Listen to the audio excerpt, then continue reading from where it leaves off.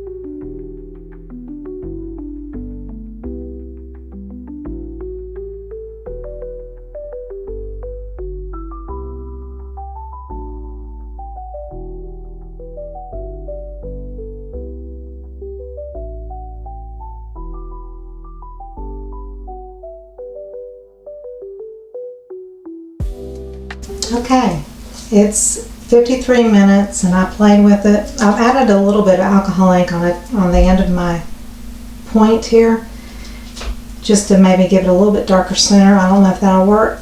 I accidentally dropped a little drop of yellow here, so I just kind of added it sporadically, but not everywhere. And I'm loving this, but it doesn't look like a butterfly, but it's kind of close. I even was adding white at 45 minutes and it still is moving. It, you know, with some resins, if you put white in at a certain point at this late of the game, it'll just lay in there like plastic and you have to take it out.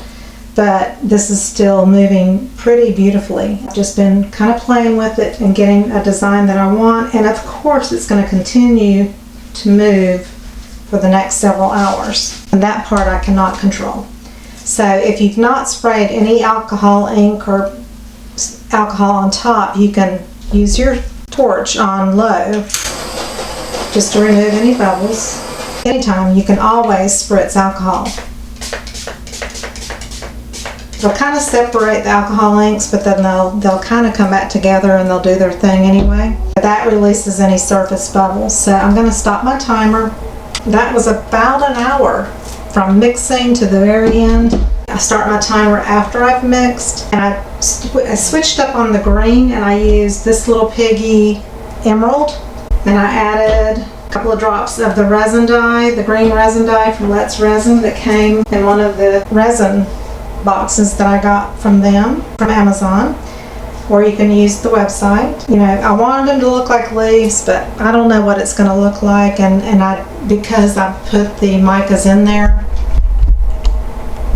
hopefully you can see that. I'm not going to scoot things because that can mess things up. I am probably going to put a background layer, and I only filled these up about halfway, so even if I put clear in the back, I need to do that when it's cured. And I didn't put anything in the center of the flower, and my inks kind of spread out further. I wanted it a smaller, more condensed flower, but they spread out and I had to kind of work with it, so I kind of lost this effect, which I had wanted to be a little bit bigger. But I think it's still going to be really lovely, and we'll see what it looks like. This takes longer to set up than the resin I'm used to working with, which is counterculture. But this is Lett's Resin, and I'm going to wait at least 6 hours, and then I'll come back and decide what I'm going to do for the background. Okay, it's been about 5 hours. It's flexible, of course, because it's not cured, but it's not going to move as far as anymore inside the resin. I can't quite say if I'm loving it yet or not, so we're just going to work with what we got. And I mixed up about 11 ounces or so of Counterculture Fast Set, which cures in an hour or two. I like to use it for background layers and top coats. I'm going to use this little piggy lily pad. I'm going to put a couple of healthy spoonfuls. I'm going to add 1 spoonful of Luck, which is just a little bit darker. And I'm going to put a drop or 2 of Clover alcohol ink.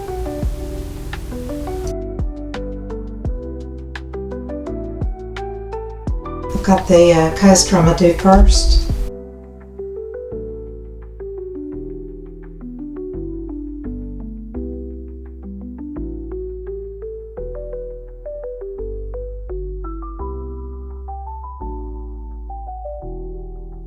This resin only has about a 15-minute working time tops, and then it gets really tacky, so you have to work fast, and that's why I save it for top coats and backgrounds. I'm going to spritz it. It'll be nice and smooth and flat and hard to cure in 2 hours, so I'll be back.